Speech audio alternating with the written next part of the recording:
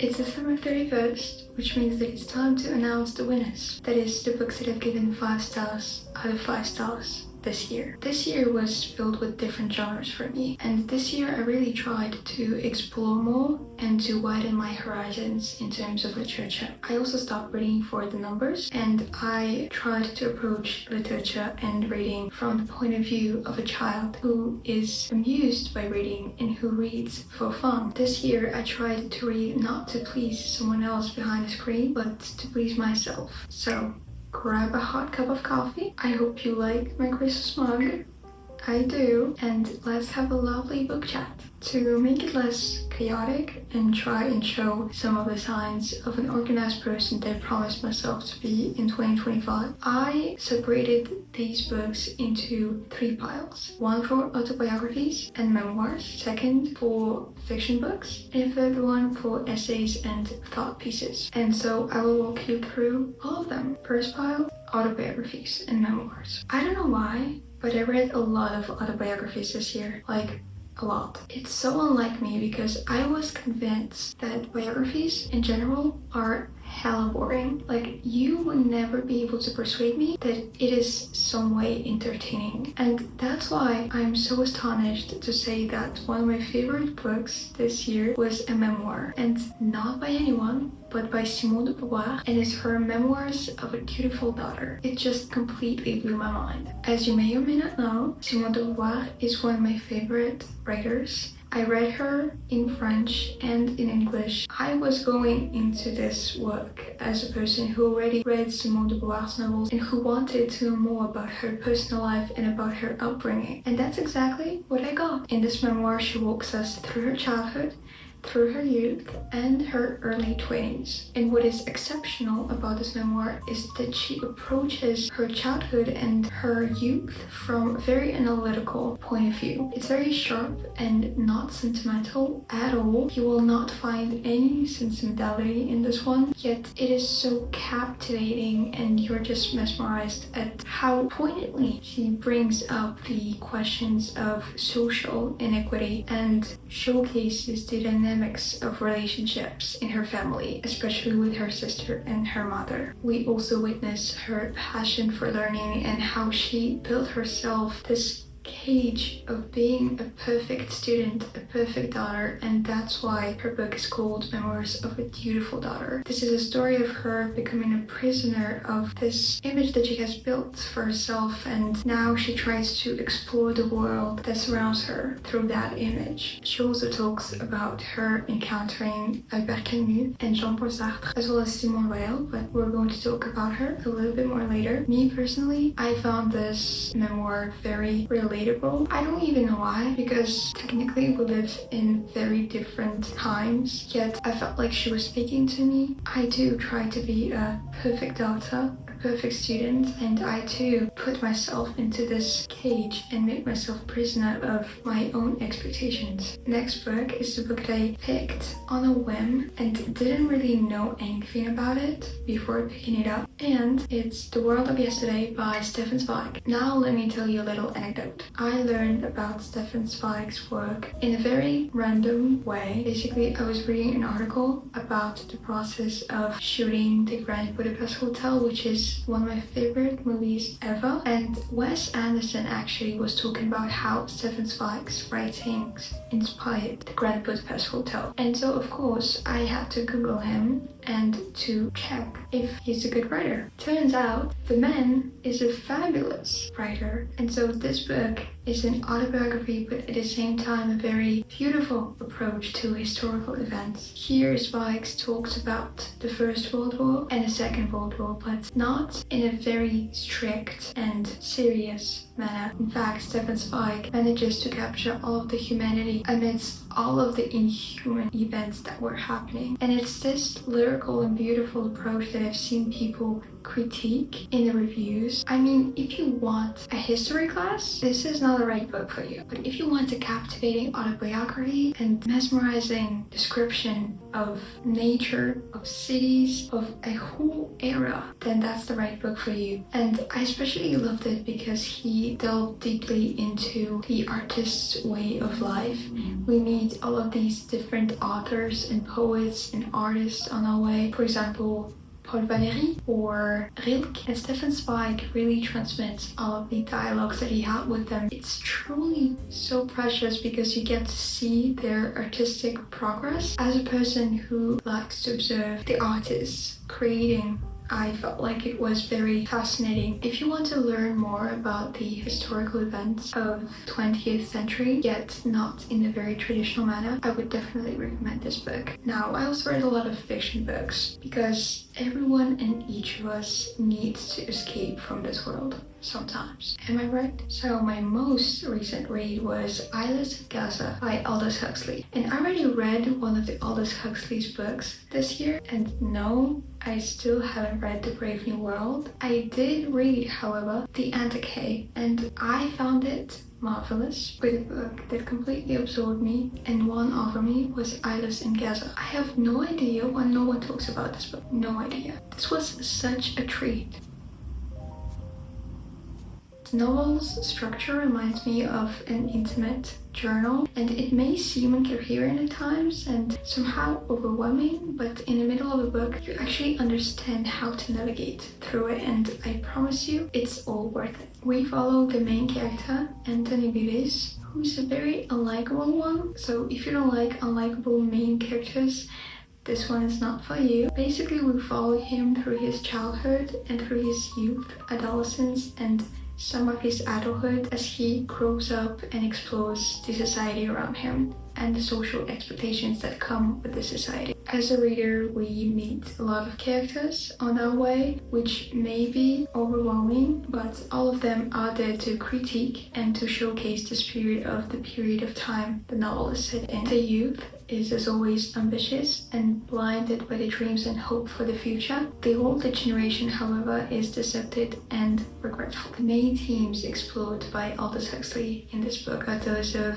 love, religion, upbringing, and the struggle for spiritual liberation. The next book is The Heart is a Lonely Hunter by Carson McCullers. I already talked about this book on my channel in my What I Read in August video, so if you want to hear me talk more about it, I'll link it down below. I'll still talk about this book because it's charming, and I honestly cannot wrap my head around the fact that this was Carson McCullers' first novel. Like, the bar is high. The bar is high. The precision with which each character is written, the way they live among these pages separately yet intertwined, and they seem like real people to you. I loved every bit of this book. It's a weird mix of hope and regret that I was left with upon finishing this book. I love people watching and I love observing, but after reading this book I started to come up with my own stories for strangers that I see on the street, and I started to build a kind of a world around them, and it's been fun. I guess this book is proof that sometimes we are better at telling things with our eyes and not with our mouths. Next book is La Nourriture Terrestre by André Gide. Listen, I know that André Gide is a controversial figure. You can't deny though that the guy is talented. Whilst reading this book, all I wanted to do was to dive back into the summer, run into the forest, and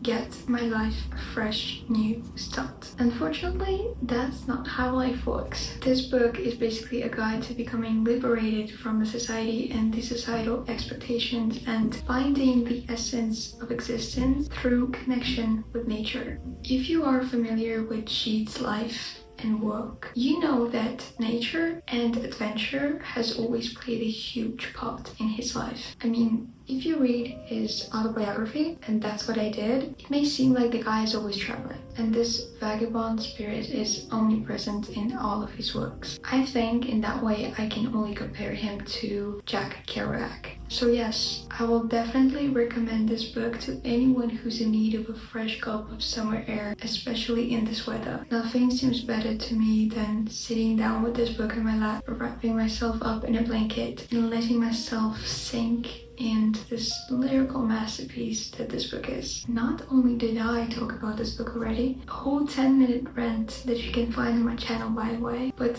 it seems like everyone and their mother talked about this book. And I, of course, mean John Steinbeck's East of Eden. I mean, who am I to give it a non-5-star review? It is a perfect read from start to finish. It may seem frightening and even intimidating because of its size, yet you gotta be prepared for that long but enjoyable ride. And what did you expect? They only started inventing cars in that period of time, so you were obliged to take a horse. I'm sorry, I tried to make a parallel there. Riding a horse, reading Steinbeck. That was a bad take, I'm sorry. Anyway, John Steinbeck never disappoints. 10 out of 10, had a fabulous time. Can't wait to read more of him in 2025. Every year I read multiple books by him, and every year he ends up being on my favorites list. It's a tradition at this point. And boy, is it a joy to be able to read him not only in English, but also in his original language, which is French. The voice of Albert Camus is unmistakable. You read me any line from any of his essay compilations or any of his books, and I'll guess it's him right away. That's my man. That's my man right there. The way he captures the intensity of human condition and the experience of one's life, yet at the same time is capable of demonstrating the serenity of living and of peaceful existence is genuinely impressive. After reading this book, and it's only a little bit more than 100 pages long, I felt the urge to get up, go, and swim in the ocean. And most of my favorite books are those that give you this energy, that transmit the author's inspiration and the urge to live. This one is definitely one of those that I'm going to reread over and over again. The next category is the one I grew attached to only this year, and it's one of the essays and thought pieces, if I can put it like that. The first two books on this list already had their 5 minutes of fame on this channel, and the notion of fame is relative, but I'll still like to talk about them. The first book is, of course, Meditations by Marcus Aurelius. All I want to say is that I'll need to read this book again in 2025, so as not to lose my mind in all of the chaos that is about to happen. And yes, I'm already anticipating all of the changes and challenges that the year of 2025 is about to bring into my life. And I'll need all of my stoicism to get through it all. You know, nothing better than a passage from this book to get my life together. It's quite weird and funny to be motivated by a Roman emperor that lived centuries and centuries ago, but I guess this is the energy I want to bring into the new year. Next book is an anthology by Simone Weil, and this year I discovered Simone Weil's work, and I couldn't be more excited to explore more of her works in the year to come. She has become one of my favorite philosophers and the one that I admire the most. I talked about her work at length. Hell, I even did a dissertation on her work at my school, and still, when I try to synthesize her way of thinking, I somehow always fail. The concepts and the notions that she offers in these compilations are filled with sincerity, the sacrifice, the humanity, but also with the striving for progress and the immediate sense of love. I couldn't be more excited to get to see the world through her eyes again, through other compilations of her essays, and be blown away once again by how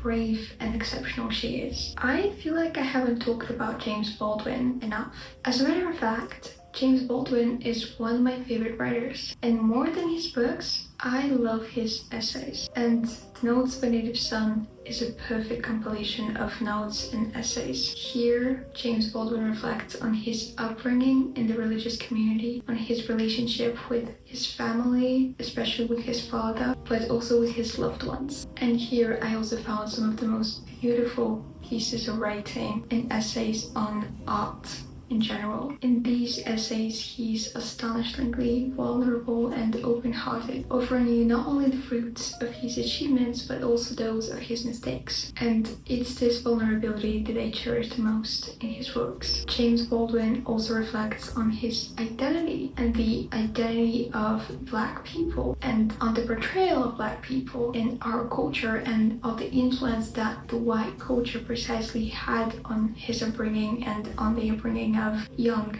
people in general. The way he approaches his craft, the people that surround him, and life as a whole is filled with sincerity and striking awareness. What else can I say? I loved every word he has ever written. I can confidently say that this author's work was a discovery of the year for me. Genuinely, one of my favorite writers from now on. Sadie Smith. Oh my god.